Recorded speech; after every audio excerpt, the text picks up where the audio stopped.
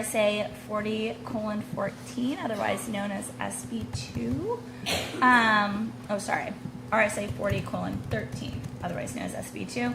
And then we have one at 5:15 for withdrawing funds from our benefits trust. So we'll go ahead, I'll read the public hearing posting, and then folks are welcome to come up and give their public comments or statements. Later on during the actual board meeting, the board will be voting on just whether or not they would recommend this warrant article. The actual warrant article will be voted on during our school district meeting, where voters actually get to make that decision, not just the school board, as to whether or not to adopt SB2 as an alternative way to hold our school district meeting. So I'll go ahead and start, and then folks can come on up.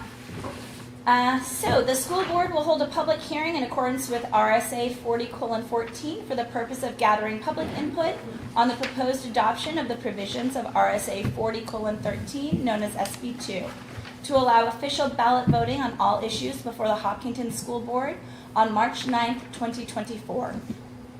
The hearing will take place on Tuesday, February 20, 2024 at 5 p.m. at Maple Street School in the cafeteria, 194 Maple Street, Kentucky. All interested residents are encouraged to attend the hearing and provide written or oral comments. As I said, we did receive a couple of comments in our email. We have put those into the public folder this evening. If folks have comments, you're welcome to come up. We just need your name and address for the record. And the floor is yours.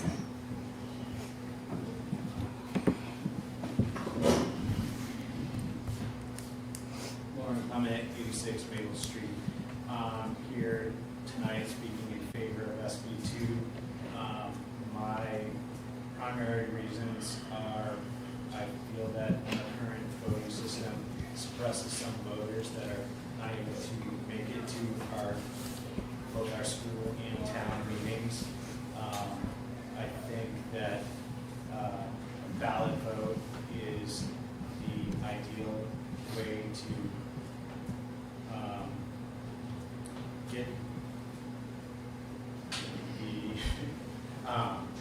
is the most fairest way to do this, and it gives privacy as well.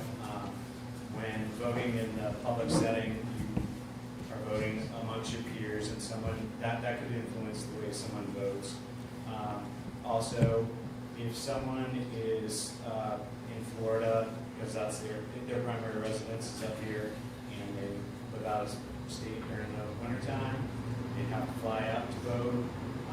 There's dozens of reasons why this style of voting can suppress someone, whether it's work, whether it is someone in the military, whether someone simply has social anxiety and can't sit in a gym full of people, whether they have fear of being around other people. There's a long list of reasons why SB2 allows everyone the opportunity in town to vote, and that's why I'm in support of SB2. Thanks.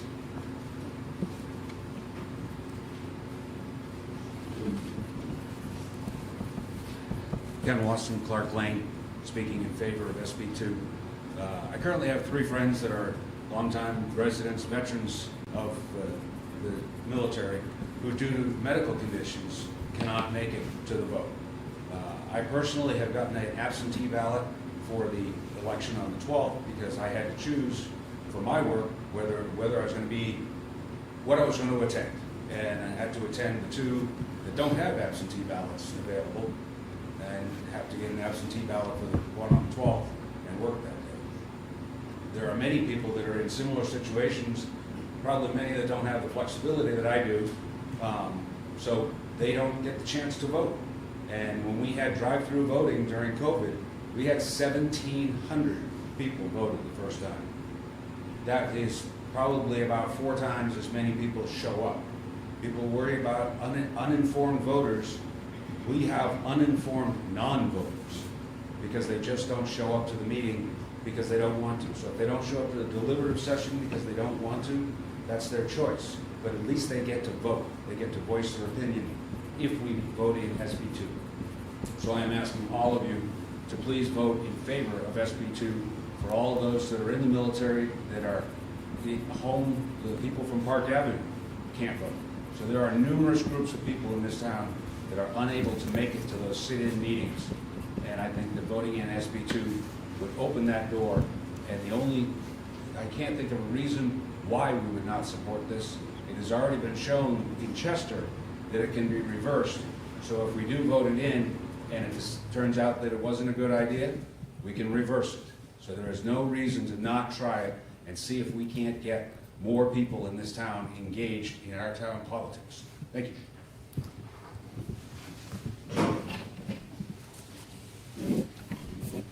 Joyce Bennett, 601 Smithfield Road. We've been residents in this town about 33 years. When we first came, we did go to one of the meetings. It went on for about over 6 hours, where people would get up and say the same thing.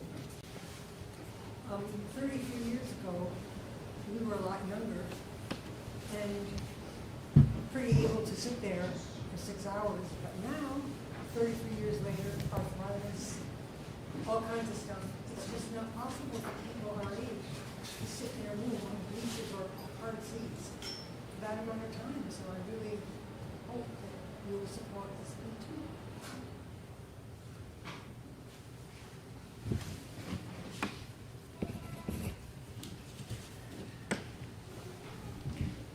Richard Bennett, 601 Smithfield Road. I don't believe anyone's right to vote should be impinged upon because of their inability to attend a meeting or their inability to sit for long periods of time. So I'm very much in favor of SB2.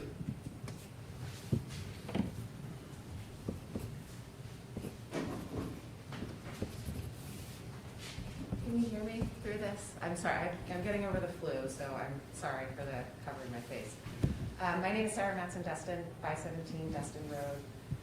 I appreciate the procedural benefits of both ways of doing business in town, both the system that we have now and the SB2 system, and I'm sympathetic to many of the reasons that have been shared already during this public hearing. I also want to acknowledge that this is widely held in New Hampshire, that SB2 is a method for controlling government spending. And I just want to make sure that folks are clear that that may very well not be the case here in Hopkinton. The same voters that elect the school board and the budget committee, whose budgets have been consistently upheld at the school district meeting and the town meeting for the past many years, are going to vote on the school budget in an SB2 framework. So it is possible that the school budget could end up higher in an SB2 environment rather than lower. It's also true that a default budget isn't necessarily lower than a proposed budget. I would be surprised, actually, if this year's default budget isn't very close or potentially even a little higher than the budget is moving forward. So for anyone who's out there listening, I just want to say, if you think SB2 is going to limit future spending, that may just not be what the Hopkinton electorate looks like.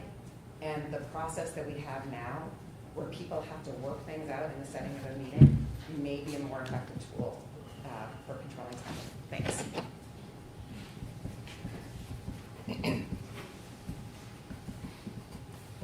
Hi, I'm Cheryl Morse, up the road, 396 Park Avenue. We've lived in Kentucky for 8 years, lived 40 years in Henniker, very familiar with SB2, John Stark. Henniker Schools just went to SB2 8 years ago. John Stark did it way back, 97, maybe 10 years after the school had formed.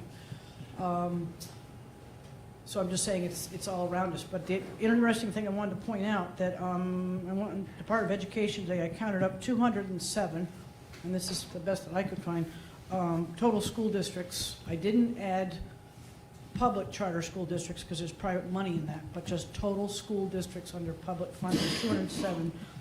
And the list, according to Department of Revenue, is 80. There are 80 SB2 schools functioning in the state of New Hampshire, which is 39% of New Hampshire schools. So there's a lot of examples, if you will, to look at around us. Ms. Dustin's right. Sometimes the default budget is much higher than the regular budget. And everybody goes, good job, school board. Whether that's justifiable or not, but it's funny that it works out that way. It's logistics. But all I wanted to say is that it is functioning in New Hampshire, so there's a lot of examples to look at. There's several towns around us that are had their rate increases in the paper the last few weeks. We're looking at what their percentages are. So we've got other samples to look at. And I certainly support a better way to allow more people to get the vote.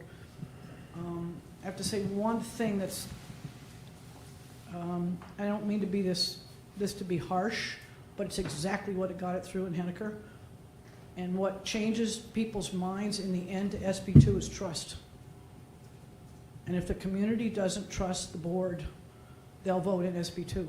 And that's what happened in Henniker. I'm not going to go into the details with the superintendent. I don't mean to single you out, Mike, but it had to be the superintendent that pulled it. And all the boards missed it. And it was several $1,000s, and it got revealed, and it went through like that. And it had failed 3 times prior to that. So it's about a trust between you guys and the community. That's why how you explain things is so important.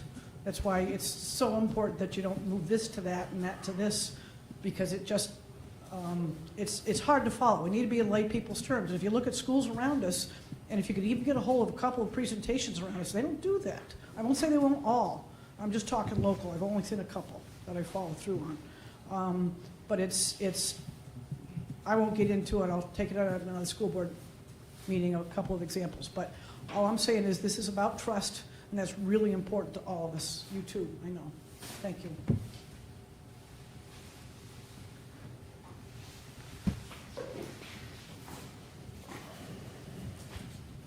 Tricia Lambert, 305 Galloping Hill Road. I am in support of SB2.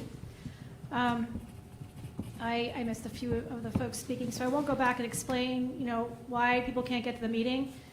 But just the numbers alone, if you're getting 200 to 400 people to pass your budget out of almost 4,000, give or take, voters, that's very telling that something's not quite right. And to just back that up, we go back to COVID. Nobody wants to go back to COVID, but we voted in a very different way. And you had more people voting. And I know it didn't end up in your favor, but they voted their heart because they could. Then they were able to, and it was quick and it was easy. And I have read other things that people say that people are not informed voters. And I just don't think that's a fair statement to say about anybody who is a voter. It's their vote. And it's their job to investigate the information any way they see fit and to provide their vote. So, again, I'm in support of SB2, and I hope you are too. Thank you.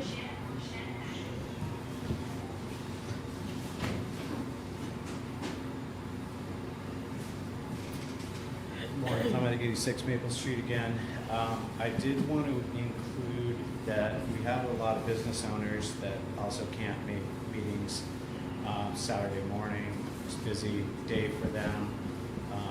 Also, business owners that may choose to vote one way or the other may not wish to cast their vote amongst the peers of the community because of fear there could be repercussions on how they vote. Secondly, the price point of how voting happens is not my concern here. It is about getting more people, a larger consensus, or just more registered voters participating, and SB2 should do that. It may very well not change the outcome of the election or of each one of these articles. It may, but that's not the point. The point is that there are people that pay their taxes or live in an apartment, registered voters here.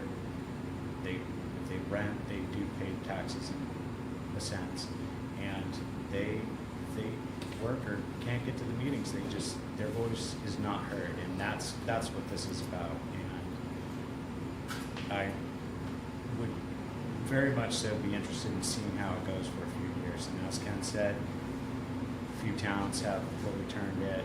Maybe maybe it didn't work out, you could do that as well. So, again, in support of SB2.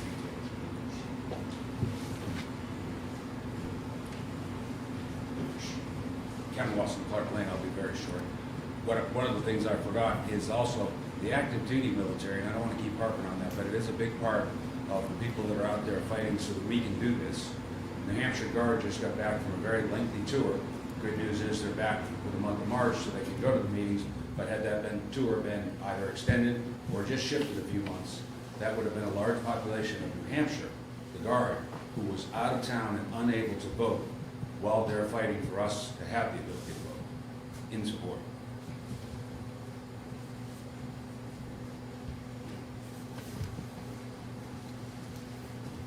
All right.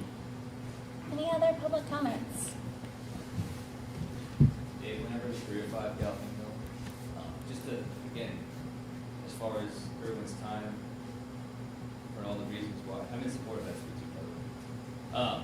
So you've got the school meeting on Saturday morning, and we're here on Tuesday to elect ballot-wise for positions. And then on Thursday night, everyone's back in the gym.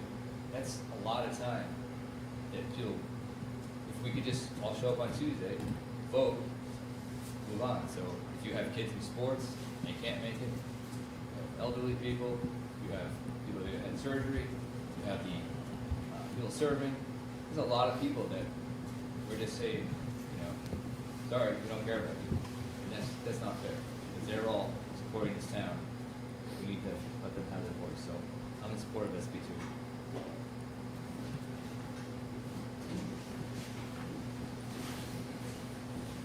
This may seem silly, but I just want to stand corrected. It was a decade ago that Henniker Elementary School went to SB2. It was like 2012.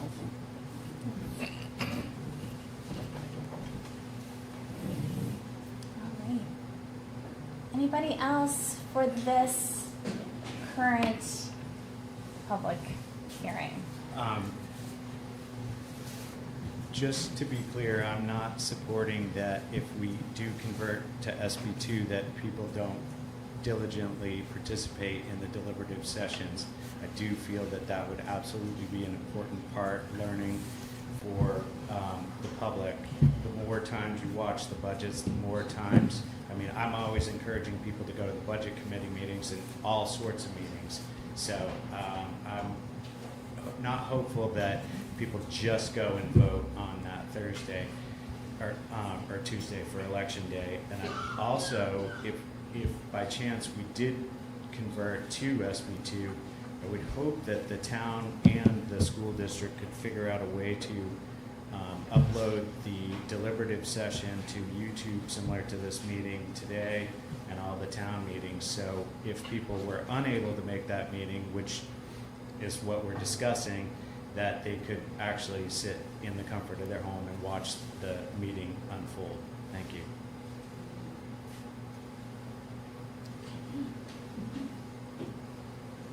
All right. Any other comments for this public hearing? Okay, seeing none, I'm going to go ahead and close this hearing. So the next steps for this, we have, as I said, a second public hearing that started 3 minutes ago. That's fine. Right after this one, we then have the school board meeting. Within the school board meeting is when we'll be talking about our warrants, and the board will actually be voting as to whether or not the board supports or does not support however the board votes for the warrant. Either way, the warrant article will be going on. It will be brought forward at our school district meeting on March 9th. And at that point, there will be ballot voting for this measure. It will be open for an hour, and the voters will get to ultimately decide. They're the ones who decide whether or not to adopt SB2. So with that, folks are more than welcome to stay for our second hearing and our meeting. Otherwise, as Lauren said, we're also streaming this on YouTube, and if you stick around, you'll get to see some great presentations that we have, and then listen to our board meeting. So that's it. So thank you, folks, for joining us tonight. All right, are we ready to roll? Give you a minute.